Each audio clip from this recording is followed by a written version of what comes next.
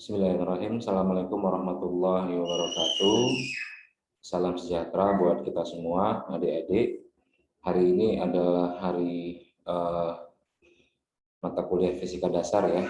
Kita hari ini membahas tentang gaya gerak listrik ya.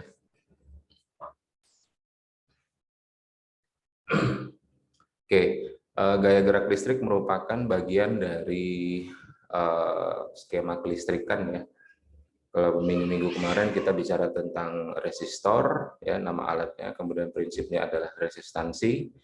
Hari ini kita akan ngobrolin tentang gaya gerak listrik. Oke, yang pertama kali itu adalah ini sebuah contoh ya. Ada sebuah pesan ya, 23 Maret. Saya selalu tanya pembimbing tentang mimpi saya ke depannya, dan pas baru saya selalu agak bingung mau jawab apa. Dari situ saya sadar bahwa orang Amerika adalah orang-orang yang sangat menghargai mimpi. Karena mereka besar, mereka punya mimpi yang besar. Mimpi mereka tidak berhenti pada tulisan dan ucapan. Karena mereka yakin pada saat nanti mimpi itu akan terwujud. Oleh karena itu kepada adik-adik semua, mereka selalu menanyakan mimpi mereka dahulu dan kemudian meminta para mahasiswa untuk mengambil kuliah terkait untuk membangun kompetensi sehingga kelak dapat mewujudkannya. Nah, jadi ceritanya itu adalah harapan dan keinginan itu pupuk saja terus, dan apabila kita berjuang untuk merealisasikan harapan tersebut, berarti kita harus belajar bagaimana mencapai harapan tersebut. Ya, salah satunya adalah belajar sesuai dengan tujuan terhadap harapan yang kita inginkan, begitu ya. Ini intermezzo saja. Gaya gerak listrik itu sebenarnya secara sederhana itu adalah prinsipnya adalah Gencolli ya.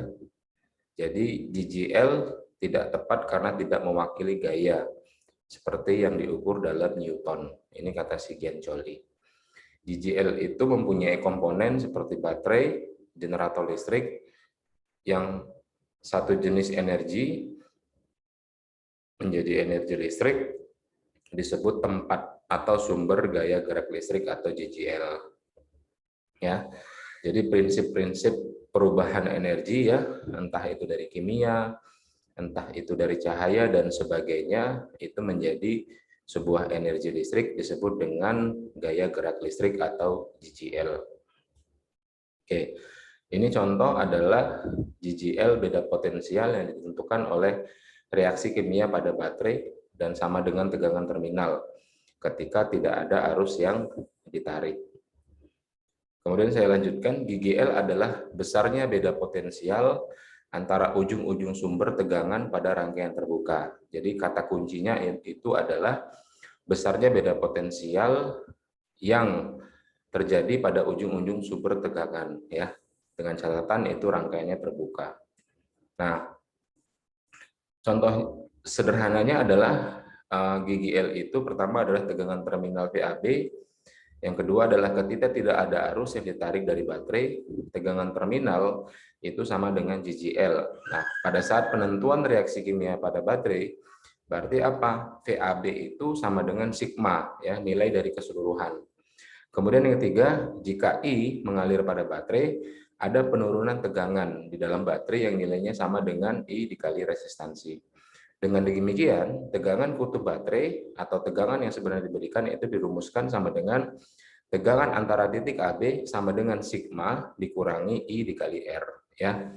Nah, jadi AB itu kalau kita lihat di sini adalah tegangan di antara dua kutub baterai, kemudian sigma itu adalah GGL baterai, satuannya adalah voltage, kemudian I satuannya adalah ampere, kemudian resistansi itu adalah ohm. Ya. Jadi pada saat adik-adik melihat sebuah rangkaian di dalam baterai, jadi tolong didefinisikan bahwa pertama adalah tegangan terminal itu di posisi tegangan AB, kemudian VAB itu sama dengan sigmanya, kemudian I itu pada saat penurunan tegangan di dalam baterai yang itu sama dengan nilainya I dikali resistansi, Berarti bisa disimpulkan bahwa tegangan di antara dua kutub baterai itu sama dengan sigma dikurangi I dikali R, ya. Itu adalah rumus dasar atau persepsi dasar terhadap GGL. Nah, ini contoh adalah apabila dua atau lebih dari sumber GGL, misalnya contoh ini ada dua baterai ya, disusun seri. Ingat seri kemarin apa? Plus minus, kalau paralel itu adalah plus dan plus. Contohnya jika dua baterai masing-masing 1,5 volt dihubungkan seri, maka tegangan VAC adalah 3,0 volt. Untuk lebih tepatnya kita juga harus memperhitungkan hambatan di dalam baterai ya, karena di dalam baterai itu nanti akan ada resistansi ya, hambatan yang terjadi ya bisa dari material penghubung, reaksi kimia ya, dan lain-lain begitu ya.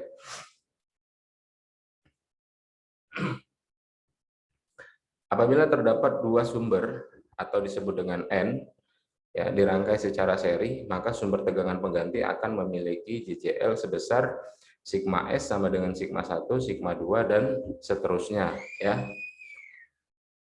Kemudian kalau kita lihat R total atau rambatan total, resistansi total itu adalah R1 ditambah R2 ditambah dan seterusnya. Untuk nilai N ya, sumber tegangan yang memiliki GGL, sigma GGL, dan hambatannya di dalam resistansi. Apabila dirangkai secara seri, maka sigma sama dengan N dikali sigma.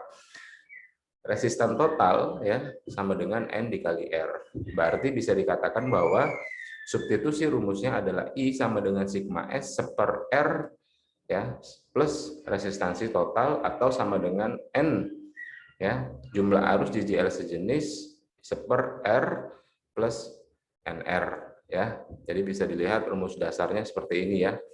Yang perlu adik-adik hafal dan ingat itu adalah rumus dasar ya. Jadi persamaan dasar awalnya itu yang perlu adik-adik ingat. Kemudian kalau tadi itu rangkaian GGL seri, nah ini adalah rangkaian GGL paralel ya. Ingat kemarin kalau paralel itu apa? Plus dan plus ya. Apabila terdapat sebuah sumber tegangan ya yang kita katakan itu adalah nilainya N dirangkai secara paralel, berarti sama dengan voltage itu sama dengan voltage 1, voltage 2, Vn minus 1 sama dengan V total ya. Sementara untuk hambatan dalam penggantinya adalah bagaimana seper R1 plus seper R2 dan seterusnya. Begitu ya. Ingat ya. Paralel dan seri. Nah, kemudian rumus dasarnya itu adalah I sama dengan sigma P seper R besar ditambah resistansi, kemudian kita substitusikan sama dengan sigma seper R plus R seper N ya. Di mana sigma P itu adalah GGL pengganti paralel dari sumber yang sejenis, satuannya voltage. Kalau tadi kan sigma S, berarti apa? GGL pengganti seri dari sumber yang sejenis. R besar itu apa? Hambatan resistor. Kalau RP itu adalah hambatan dalam pengganti paralel ya. Kalau tadi ada RS berarti hambatan pengganti di dalam rangkaian seri.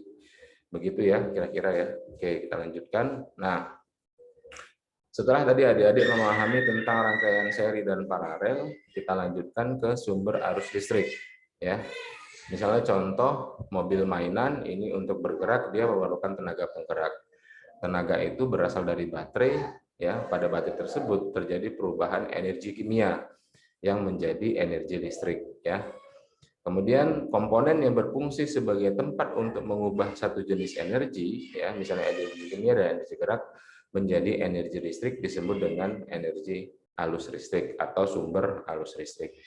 Contohnya itu adalah baterai, akumulator, dan generator ya.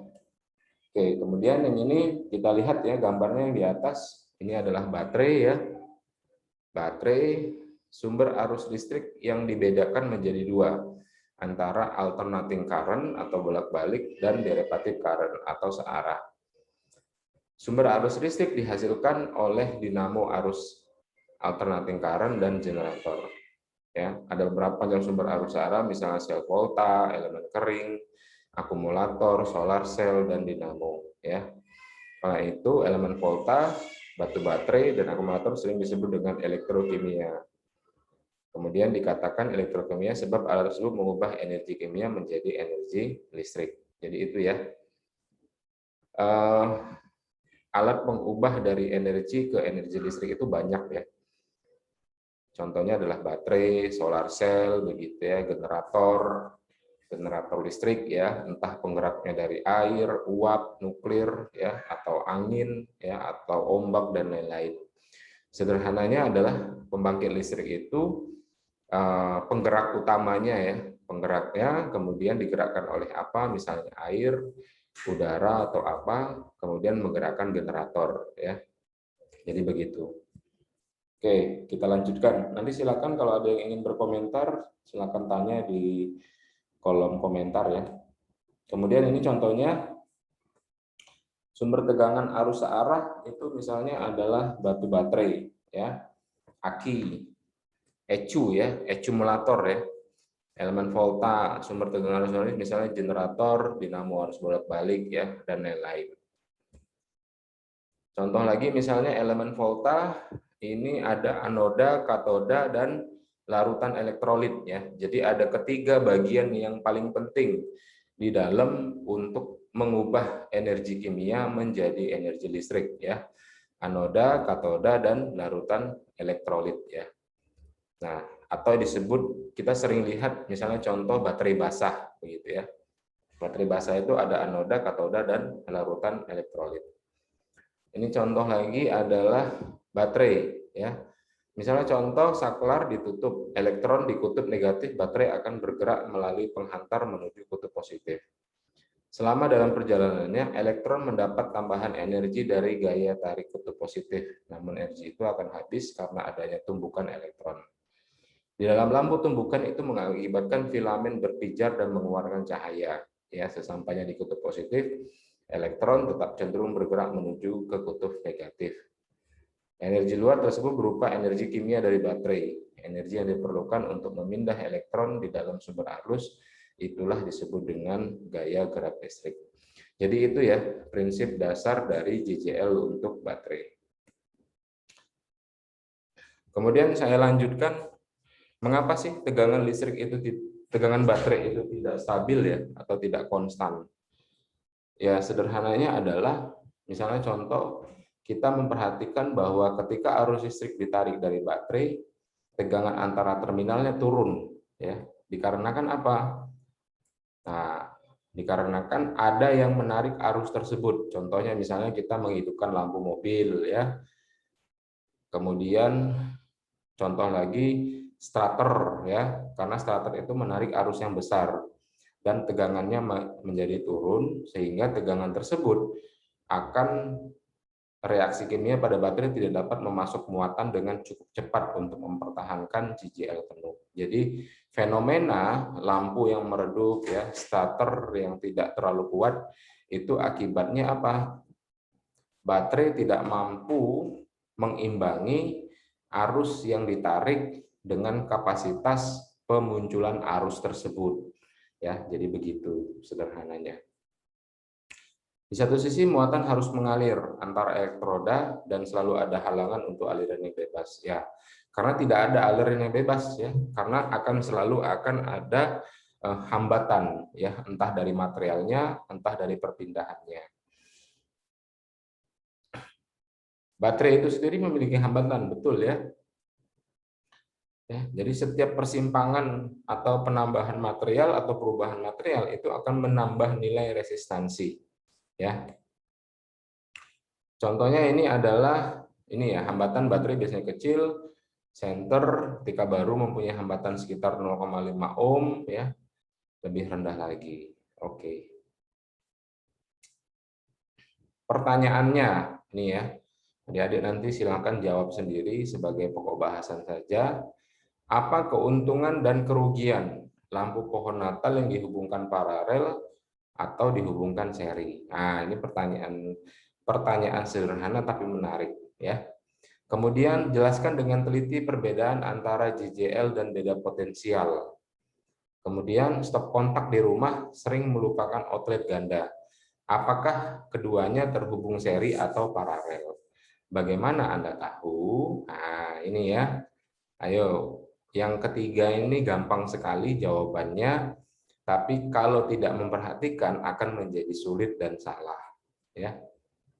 Yang pertama juga boleh, tuh ya.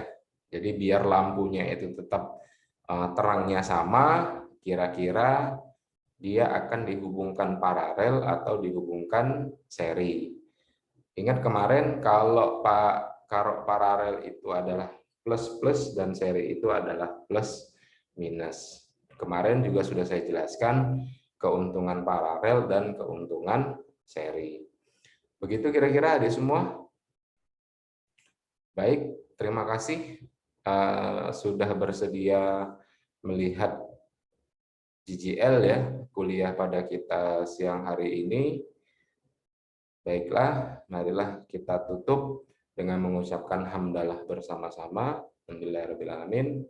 Billahi taufiq wal hidayah. Assalamualaikum warahmatullahi wabarakatuh. Silakan kalau ada yang ingin bertanya,